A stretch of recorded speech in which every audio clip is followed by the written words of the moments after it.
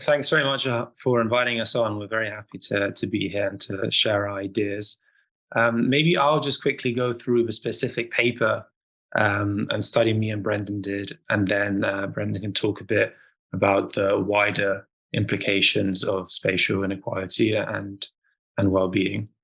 So when one talks about public space and the importance of public spaces within a city, the majority of research in urban sociology and well-being tends to focus on green spaces, as you were saying, and blue spaces. And green spaces have been shown to improve well-being by various causal mechanisms. So providing an opportunity for physical exercise, allowing one to interact with biodiversity, providing a therapeutic escape from urban noise and light pollution. But what Brendan and I notice is that green space tends to be correlated with the relative affluence of a neighborhood on average. So it's correlated with things such as neighborhood income and employment. And the people who use green spaces the most aren't necessarily representative of the wider population. So if you look at anthropological literature in urban sociology, you find that people actually spend a large part of their time in more informal public spaces that often aren't green at all. So these include spaces such as your local market square or civic square, a local youth park, or just a bench in a pedestrianized area around a housing estate. And these are also public spaces. So these are areas of the city to which anyone, regardless of gender, ethnicity, or age, has free and unrestricted access to. But there isn't anything intrinsically green about them. So we asked the question, can these non-green, or what we call hard surface, can these hard surface public spaces also improve well-being, especially for more marginalized groups in society? And qualitative literature suggests that the answer is yes, right? So these hard surface public spaces are therapeutic landmarks in the urban landscape for the lives of everyday people. And this is because these spaces are sites of intense social interaction. So for example, this can be an entirely passive social interaction in which you just watch other people go by and perform their day-to-day lives, which can provide a sense of reassuring social contact and ontological security. Or it can be a more active form of social interaction in which one actively cultivates acquaintances, friendships, and support networks, which can in turn provide social capital, which has been shown to link to well-being. Both these forms of social interaction are essential for an individual's sense of place, their integration into their community, and as a well-being buffer to other adversities. So one of my favorite quotes from Jane Jacobs, who wrote this great book called The Life and Death of Great American Cities, is she says, "The social vibrancy observed in deprived urban areas can act as a buffer to the other adversities that residents face." So, to me and Brendan, it seemed that these social hard surface spaces would be especially important for more marginalized and vulnerable groups who are by definition the most alienated and the most in need, perhaps, of this form of social contact and can be dispossessed of other forms of capital. So in order to investigate this statistically, we used the Understanding Society survey, and we focused on London as it's one of the few cities for which hard surface and green space, public space data is available. And we quantified the amount of hard space and green space, public space in each neighborhood in London and merged this with data on well-being and individual and area level controls. To measure well-being, we used a variable called the short form 12 mental component summary, otherwise known as the SF12, which is essentially made up of 12 questions in which an individual is asked to assess the quality of their life. And there are also other variables, such as mentioned previously, such as the GHQ, which we also used as a robustness check, which yielded very similar results.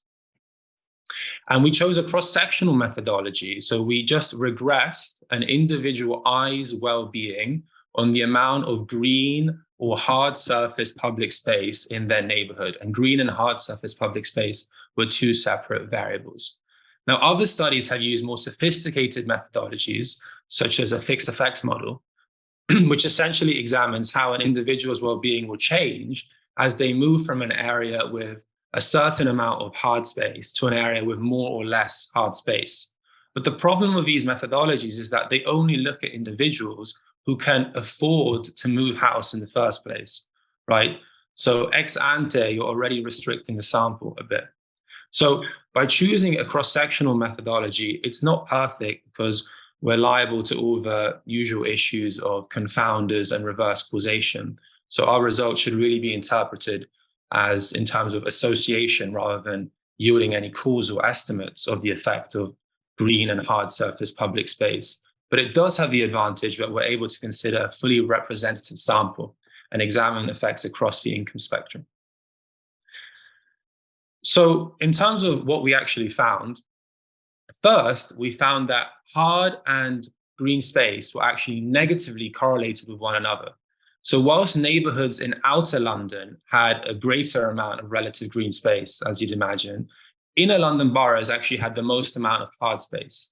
And whilst green space was positively correlated to ward level income, as I mentioned previously, hard space was negatively correlated to neighbourhood income. So this suggests that hard and green space are actually two separate variables, and we should really consider them separately in the literature. In terms of what we found specifically just for green space, I mean, we essentially were able to replicate previous studies, which was reassuring, which is that green space is positively associated to well-being across all levels of the income spectrum. But in terms of hard space, which was the real focus of our study, we found that it is positively associated to well-being, but only in neighborhoods where residents feel safe. In areas with a low feeling of safety, hard space was actually negatively associated to well-being. And this is actually quite an important result because it suggests that the effect of space on well-being doesn't only depend on the space itself, but on other factors that might influence people's use of the space. So the way we kind of interpreted it is that the feeling of safety of a neighborhood is a known proxy for whether people actually use a space. And because hard surface public space is so dependent on social interaction in order to drive well-being, if people don't use a space because they don't feel safe in it, then there can be no effect on well-being. Moreover, the relationship actually turns negative because in low safety wards, public spaces, hard surface public spaces can actually become sites of antisocial behavior, as some case studies have suggested. So as a policymaker, it's important not to only focus on the design of the urban environment itself, but also to include parallel socioeconomic interventions as well. And finally, what we did is we split the sample into three groups. So we looked at homeowners, home renters, and social housing residents in order to see if the effects were uniform across the income spectrum. And what we found was this divergence between high and low safety neighborhoods was especially large for social housing renters, whilst it didn't really exist for homeowners and for home renters. So in safe neighborhoods, public space had the greatest positive effect on social housing residents. However, in unsafe areas, it had the most negative effect on this group compared to other categories. So this suggests that the effect of hard surface public space, the effects aren't really uniform across the income spectrum and actually disproportionately go towards lower income groups. And this is quite a novel result, which hasn't really been shown in previous literature. Obviously, the methodology isn't perfect, like I was saying. We're not able to discern causation. So we're not able to say if more public space leads to more well-being, or if more well-being actually leads people to live in areas with more public space. But it does have the advantage of being able to examine effects across the whole income spectrum. And also by focusing on residents who live in social housing, who maybe have less flexibility to choose where to live, it suggests that it is more likely to be the former, right? That more public space leads to more well-being. We don't focus on the quality of space, which is another limitation. We only focus on the quantity of public space, and we don't include streets in our definition of hard surface public spaces, despite the fact that streets actually pavements make up 70% of public space in London. But overall, my takeaway would be threefold for policymakers. First, when one thinks about public space, one shouldn't only think about green space. A large part of people's daily lives is spent in spaces which aren't green. And in these spaces, it's the social interaction which really drives well-being benefits. Two, exactly because these spaces depend on social interaction to drive well-being, one shouldn't think about the urban environment in a vacuum. Instead, it probably needs to be put in context to local socioeconomic factors that can actually affect how the space is used. So, for instance, in this study, the feeling of safety in a community was an important factor that mediated hard spaces' relationship to well-being. And finally, and perhaps most importantly, the effects of public space are not uniform across the socioeconomic spectrum. In fact, the greatest benefits, but also the greatest dangers, appear to go to those who are dispossessed of other forms of capital and who are the most marginalized. So hard public spaces can actually serve as a landmark in the urban environment that can foster social interaction and community well-being in more deprived areas. And maybe Brendan wants to comment on some broader findings as well. Thanks, William. No, I think you've done a great job on summarising our research. So I'll make some more general comments before we take a coffee break. First of all, just to emphasise, this definitely isn't how we thought this project was going to go. These results were really surprising to us, and it was quite a journey of adventure as William was doing these analyses. And like a lot of research projects, you go through periods of disappointment and then excitement. Just the initial findings that there weren't any very simple relationships between hard space and well-being was, disappointing. We thought maybe a bit of a dead end research we were coming to. But the great thing about using the Understanding Society data is you've just got such great quality data and such a variety of variables. Then we can go on and start to break down this relationship. So then when you start looking at other variables and just start playing with the data, exploring the data in a way that is just made really facilitated by the way the data is made available, then you get this particularly stumbling across this interaction with neighbourhood safety. And then the results just seem to make so much sense. There's other findings we've got. There's a lot of findings in the paper, and there's a whole written paper that people can get. It's on open access, and lots of it is just making sure that we're controlling for as many variables as we can, that sort of thing.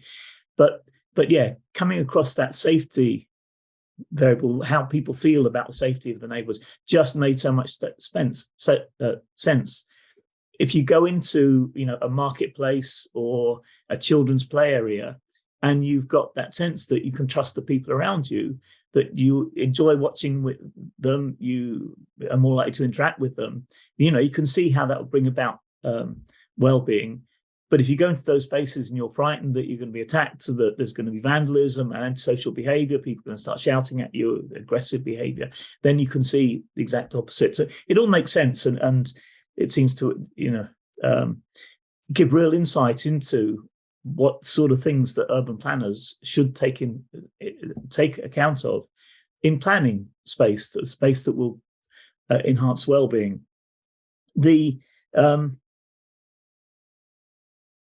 It is the first finding of this, and I think we're well aware now that when you get findings, particularly findings that are unexpected, you hadn't been particularly looking for it. Well, we can't claim this was a hypothesis that we were testing.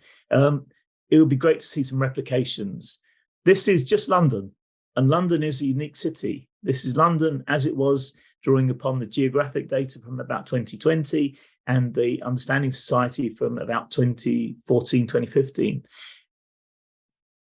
Whether it replicates to other cities, I'd put my money on it, but not all my money, that these are fairly common patterns that we found that would apply to other cities, but we need to check those things out. And hopefully with other data sets and other researchers, we can look at that, how the extent to which we generalize we can replicate this research. As William said as well, being able to drill down, whether we've just had to, because of limitations in the data, put together the very different types of hard spaces and, skateboard parks, children's play areas for younger children, market areas, and town square type areas may well have different effects. And we certainly would be confident you can generalize across all of those things.